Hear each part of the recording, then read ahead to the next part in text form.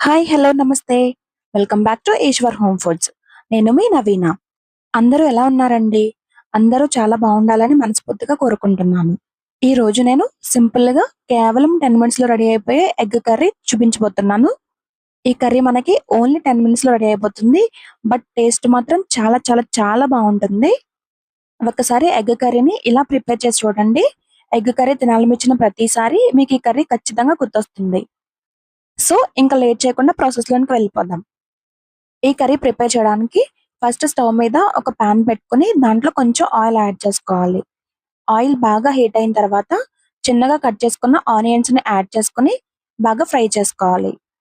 ఈ ఆనియన్స్ అన్ని కొంచెం ఫ్రై అయిన తర్వాత చిన్నగా కట్ చేసుకున్న కొన్ని పచ్చిమిర్చి ముక్కలు యాడ్ చేసుకొని బాగా ఫ్రై చేసుకోవాలి. ఈ ఆనియన్స్‌ని మధ్య మధ్యలో కలుపుతూ గోల్డెన్ బ్రౌన్ కలర్ వచ్చేంత వరకు బాగా ఫ్రై చేసుకోవాలి. ఈ కర్రీని మనం టైం లేనప్పుడు మార్నింగ్ పిల్లల లంచ్ బాక్స్‌లోకి ప్రిపేర్ చేయడానికి చాలా ఈజీగా ఉంటుంది.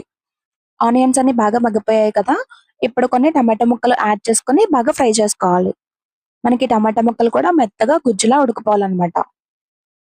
టమాటా ముక్కలు కూడా కొంచెం ఉడికిన తర్వాత 1 టేబుల్ స్పూన్ అల్లం వెల్లుల్లి పేస్ట్ యాడ్ చేసుకొని పచ్చివాసన పోయేంత వరకు బాగా ఫ్రై చేసుకోవాలి.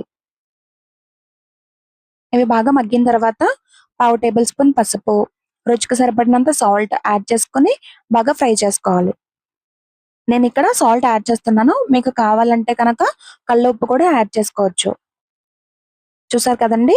ఇలా మొత్తం బాగా ఉడికిపోయిన తర్వాత మనం టేస్ట్‌కి సరిపడినంత రెడ్ చిల్లీ పౌడర్ అయితే యాడ్ చేసుకోవాలి. రెడ్ చిల్లీ పౌడర్ యాడ్ చేసుకొని ఒకసారి బాగా కలిపేసుకోవాలి. ఈ రెడ్ చిల్లీ పౌడర్ అనేది మన స్పైసీనెస్‌కి తగ్గట్టుగా అడ్జస్ట్ చేసుకోవాలి. ఇప్పుడు కొంచెం వాటర్ యాడ్ చేసుకొని ఒకసారి బాగా కలుపుకోవాలి. మనకి వాటర్ అనేది మూత పెట్టేసుకొని బాయిల్ అయ్యేంత వరకు ఉడికించుకోవాలి. సో, ఇలా వాటర్ బాయిల్ అయిన తర్వాత ఒకసారి కలుపుకొని దీంట్లో ఎగ్స్‌ని మనం డైరెక్ట్‌గా ఇలా వీడియోలో చూపించినట్లుగా బ్రేక్ చేసుకొని వేసేసుకోవాలి. నేనిక్కడ 3 ఎగ్స్ యాడ్ చేస్తున్నాను. సో, ఇక్కడ ఎగ్స్‌ని మనం ఏమీ కదపకుండా అలాగే ఉడికించుకోవాలి. ఒకవైపు ఈ ఎగ్స్ బాగా ఉడికిపోయిన తర్వాత స్లోగా అనదర్ సైడ్‌కి టర్న్ చేసుకోవాలి. సో, ఇలా స్లోగా ఎగ్స్ ఎక్కడ బ్రేక్ అవ్వకుండా టర్న్ చేసుకొని అనదర్ సైడ్ కూడా బాగా కుక్ చేసుకోవాలి.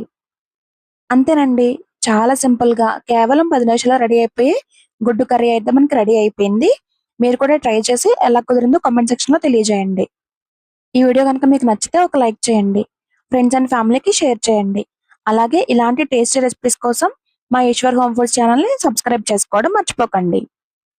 అండ్ ఫైనల్‌గా కొంచెం కొత్తిమీర యాడ్ చేసుకొని గార్నిష్ చేసుకుంటే మన టేస్టీ అయిన సూపర్ ఎగ్ కర్రీ మనకి రెడీ అయిపోతుంది. మళ్ళీ మరొక కొత్త రెసిపీతో కలుద్దాం.